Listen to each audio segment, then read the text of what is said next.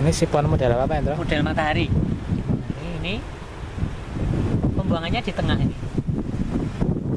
Nanti pakai pipa ke dalam. Nanti di sini dikasih cowangan.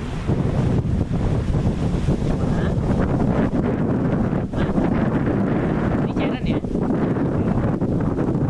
Ini nanti dikasih pralon, kasih pralon. Terus di bagian sisi sampingnya ini di lubang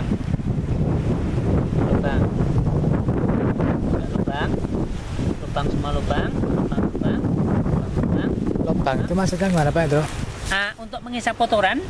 Jadi misalnya ini kan ada, ini nanti dimasukkan di cekungan ini ya.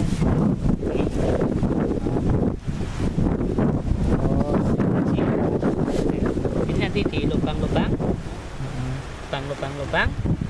terus nanti kotoran kan di sini. Oh iya. Begitu ini dibuka, udah kotoran akan tertarik ke sini, masuk ke sana, nanti lewat sini.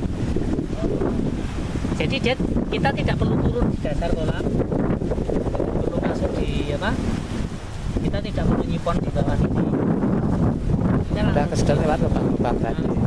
Ini begitu ini dibuka, nanti akan tersedot masuk ke dalam dan kotoran akan terbuang ke sana. Oh, Jadi iya. kita bukanya cukup di tengah. Buka. Kita nggak perlu jalan kaki, nggak perlu. Nggak perlu masuk kolam kita. Kita cukup buka keran tengah saja, ini nanti air langsung masuk sana. Oh ya.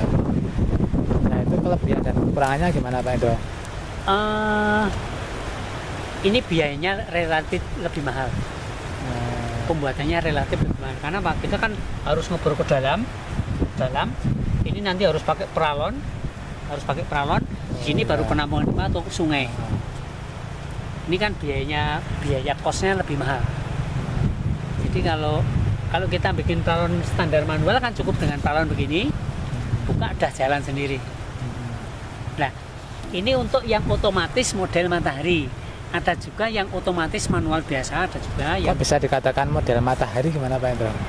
Karena posisinya di tengah, di sini ada yang ke sana, ada yang ke sana, ada yang ke sana. Oh. Sehingga menyatu di tengah, kotoran masuk ke sana. Model matahari. Kalau yang model otomatis ini biasa saja. Jadi di cairan, terus nanti dikasih buang. Terus pembuangannya nanti kerannya ada di luar kolam. Begitu sini dibuka, nanti kotoran akan masuk ke sedot sini. Ini yang model otomatis, jadi kita nggak perlu masuk di dasar kolam. Loh, yang matahari sama otomatis tadi sama kan? Sama, model-model otomatis cuma modelnya yang beda. Oh, yang beda model apanya? Kalau matahari ini, Matahari tadi kan juga otomatis ya? Otomatis, kita nggak perlu masuk. Terus yang model otomatis biasa dengan peralon biasa ini juga otomatis, cuman konstruksinya beda. Ini pembuangannya di luar kolam, kalau ini pembuangannya di tengah kolam. Oh iya. Jadi pembuangannya di tengah kolam. Harus ngebor dalam. Iya. Nah ini nanti kan lubangnya di tengah, ini lubangnya masuk ke dalam, terus nanti keluarnya kan di sini. Jadi di bawah kolam. Di bawah kolam.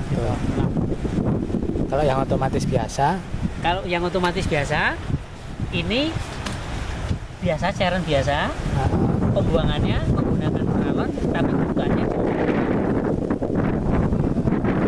pembuangannya itu tak buka, nanti dia airnya akan keluar. Buangnya tidak di bawah kolam, bukan? Tidak di bawah kolam. Oh ya. Kalau ini kan harus masuk ke dalam, terus nanti baru. Jadi kalau ideal tetap ideal yang matahari tadi ya, Pak Endro? Ya ideal yang matahari dari segi otomatisnya ya. Cuman kan ini pakannya nanti banyak yang terbuang. Oh. Karena pada saat kita memberikan makan, makanya kalau yang model otomatis ini biasanya kalau memberikan makan kincirnya dimatikan. 1 jam sebelum memberikan makan kincir dimatikan, air kan bisa diam baru dimasukkan. Cuman nafsu makan udang kurang, karena apa? Karena air tidak berkurang. Padahal udang itu kan akan menyusun makanan yang berputar sehingga dia nanti akan menyongsong aliran air. Kalau genjer dinyalakan nanti kekurangannya makanannya akan masuk ke terjebak dalam Iya, cairan tadi. ini kan caranya banyak. Kalau menyilang kan ada yang sini, ada yang sini, ada yang sini, ada yang sini. Sedangkan kalau nggak dinyalakan nafsu makannya Nafsu berkurang. makannya nanti berkurang. Oh, Jadi ada plus minusnya. Yang paling dekat dengan lubang isep. yang otomatis tadi gimana Pak Indro? Kalau yang otomatis, ini baik yang manual, otomatis maksudnya otomatis yang biasa dengan bukaan di luar, dengan otomatis yang matahari. Ini kan otomatis sedotan ini nanti yang paling kuat itu kan yang dekat dengan saluran keluar, toh? Yang paling jauh, yang sedotannya lambat, misalnya ini peralon begini. Ini ada peralon, terus ini kita beri lubang, terus ini kita buka, ini ada air. Nanti yang paling besar kan yang sini. Yang paling dekat sama. Yang sini yang bersih, mungkin yang sini nggak bersih. Ini ada semacam apa? Ada semacam kelemahan juga. Nanti kalau misalnya kita kan nyedot, kalau isepen itu biasanya kan dia kan milih yang paling ringan disedot. Sehingga nanti kotoran yang ada di kan kalau cairannya misalnya begini. Cairannya sekian. Ini diletakkan di tengah begini. Lubangnya di sini. Dia kan nanti akan kotorannya kesedotan yang di sini aja. Yang di sini kan mungkin nggak ikut. Enggak. Nah ini nggak bisa bersih, yang pojok-pojok sini nggak bisa bersih. Sehingga berbeda dengan kalau kita masuk. Kalau kita masuk kan, oh ini masih anjit, masih licin kita sedot. Oh ini masih dingin, ada kotoran kita sedot. Dengan kita masuk di kolam, dengan kita meraba itu kan kita bisa merasakan mana kotoran yang mana banyak, kotoran yang tebel, mana yang enggak, mana yang harus kita dahulukan, mana yang harus kita ulang dan lain sebagainya. Kan itu lebih maksimal kalau kita menggunakan perasaan diri sendiri. Karena kalau hanya dengan alat ini, ya alat itu biasanya kan dia hanya bekerja sesuai dengan hukum alam. Di situ kita nyedot lebih ringan, dia akan nyedot yang ringan itu. Tidak mungkin dia kalau akan bisa meraba seperti kalau dengan kita sendiri yang masuk di kolam.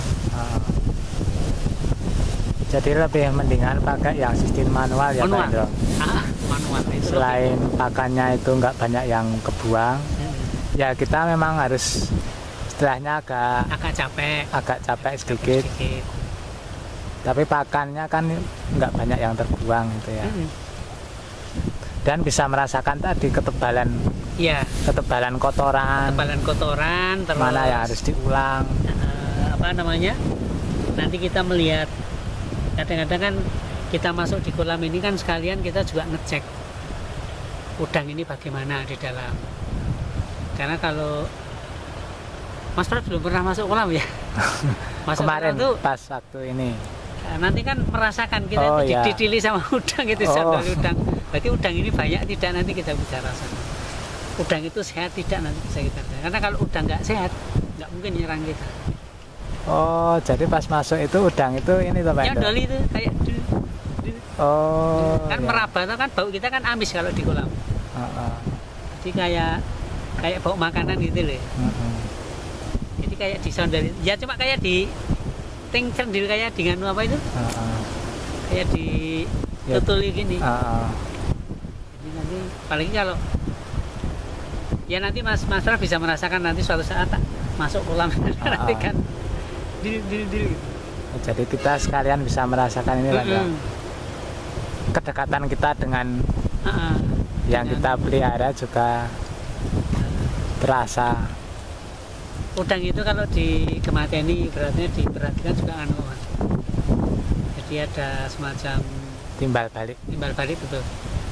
Tapi ini kadang-kadang makanya gini, ini kan ada juga apakah sugesti, apakah saya sendiri kurang di luar teori ya Pak Indro.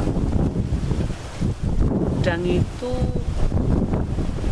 kunci pertama tidak boleh orangnya panas pikirannya, tidak boleh. Terus yang kedua kita harus menjauhkan dari molimo. Banyak sekali yang gagal karena molimo. Maka saya katakan ini apakah sugesti, apakah memang gugon Tuhan, apakah memang apa, saya sendiri kurang tahu. Tapi jangan sekali-kali kalau Anda ingin aku ya monggo nih mau membuktikan monggo, tapi kalau bisa itu